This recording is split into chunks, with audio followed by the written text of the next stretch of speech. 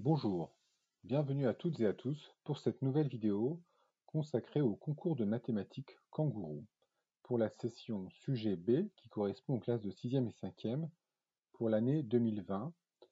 Cette vidéo sera consacrée aux questions 1 à 10. Il y aura une autre vidéo qui sera consacrée à la deuxième partie du sujet. Première question.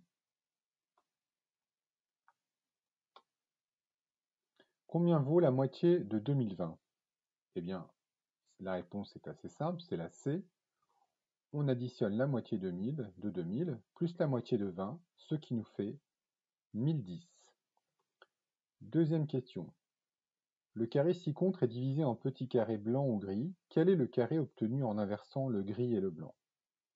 La réponse est très rapide. En faisant une simple inversion des couleurs et en gardant la même forme, on obtient la réponse D. Troisième question. Sur l'unique route qui va de Volvan à Bel-Air, Kanji rencontre 5 poteaux indicateurs. L'un d'eux est incorrect. Lequel? Eh bien, pour répondre à cette question, il faut additionner les valeurs des deux distances. 9 plus 2, ça fait 11. 8 plus 3, ça fait 11. 6 plus 5, ça fait 11. 8 plus 3, ça fait 11. Et 9 plus 4, ça ne fait pas 11. Ça fait 13. Donc, c'est la réponse E qui est bonne pour cette question. Question suivante. Pour son anniversaire, Lucas veut faire 36 muffins. Il faut 2 œufs pour faire 6 muffins. Les œufs sont par boîte de 6. Combien de boîtes utilisera Lucas? La réponse est B et je vais vous expliquer pourquoi. On regroupe les muffins par 6, ce qui nous fait 6 groupes de 6 muffins. On a besoin de 2 œufs par 6 muffins, ce qui nous fait 12 œufs pour l'ensemble des 36 muffins. Et comme il y a 6 œufs par boîte, ce qui nous fait 2 boîtes de 6 œufs. Donc réponse B. Question 5. Louise a plusieurs bandes de longueur 5 et plusieurs de longueur 7. En les mettant bout à bout, elle peut obtenir différentes longueurs. Une de ces 5 longueurs est impossible à obtenir. Laquelle? Eh bien, pour résoudre cet exercice, on va tenter de décomposer chaque nombre avec des multiples de 5 et de 7. La réponse est B, je vais vous expliquer pourquoi. Donc 17, on peut le décomposer en 7 plus 5 fois 5, c'est-à-dire 7 plus 2 fois 5. 18, on n'y arrive pas directement, donc on le laisse de côté. 19, c'est 2 fois 7 plus 5. 20, c'est 5 fois 4. 21, c'est 3 fois 7. Donc, la longueur qui est impossible à obtenir, c'est bien la longueur 18, à la réponse B. Question 6. Manon a 10 feuilles de papier, elle en coupe certaines en deux. Elle se retrouve avec 16 feuilles au total, petites ou grandes. Combien de feuilles Manon a-t-elle coupées? Eh bien, la réponse est C, car il faut noter qu'une feuille coupée en deux compte double. Si je coupe une feuille et que je garde une feuille, j'en obtiens 3 par exemple. Donc si je coupe sur les 10 feuilles, si j'en coupe une en deux, il m'en restera 9 grandes et j'en obtiendrai 2 petites, ce qui me fait 11 feuilles. Je réitère ce raisonnement. Si je coupe cette fois 2 feuilles en deux, j'obtiens 8 grandes feuilles et 4 petites, ce qui fait 12 feuilles. Et on répète ce raisonnement avec 3 feuilles, ce qui nous donne 7 grandes feuilles et 6 petites, puis avec 4 feuilles qu'on coupe en deux, puis 5 feuilles, et enfin 6 feuilles. Et on voit qu'avec 6 feuilles coupées en deux, donc ça nous donne 4 grandes feuilles et 12 petites, ce qui fait 16 feuilles. Donc réponse C, on a bien découpé 6 feuilles en deux. Question 7. Jean colorie chaque région de cette assiette en rouge, bleu ou jaune. Il colorie la région la plus extérieure en bleu. Si deux régions se touchent, il les colorie avec des couleurs différentes. Combien y aura-t-il de régions bleues en tout? Eh bien, pour répondre à cet exercice, il faut reprendre la figure et la colorier. Donc c'est ce qu'on va faire ici. Donc on va mettre du bleu autour, puis du rouge à l'intérieur, et ensuite du jaune, puis du bleu, puis du rouge, puis du jaune, et enfin du bleu. On voit bien qu'on a 3 fois la couleur bleue, ce qui correspond à la réponse B. Question 8.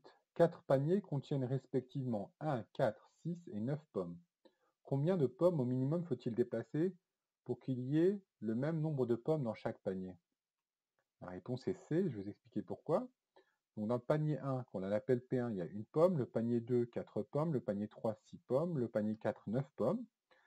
Donc on calcule déjà le nombre de paniers qu'il faut, de pommes qu'il faut par panier. Donc ça nous fait 20 pommes au total qu'il faut répartir sur 4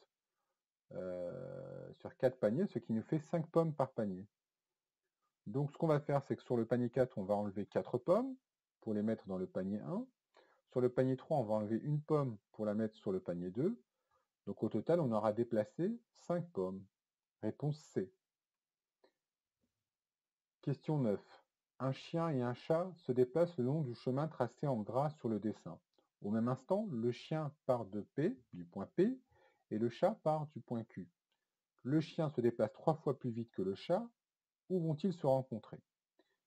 Eh bien, la réponse est E. Je vais vous expliquer pourquoi. Donc, on indique en rouge les déplacements du chien et en jaune les déplacements du chat.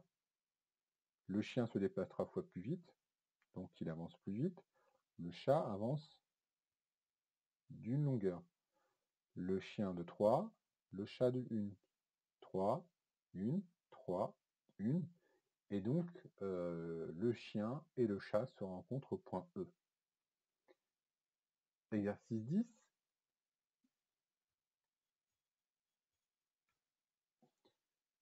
Exercice 10.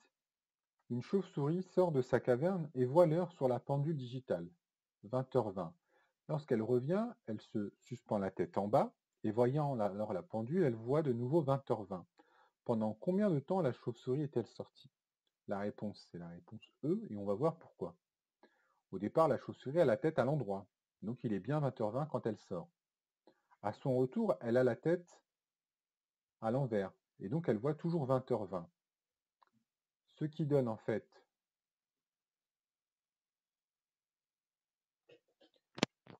une chauve-souris sort de sa caverne et voit l'heure sur la pendule digitale, 20h20.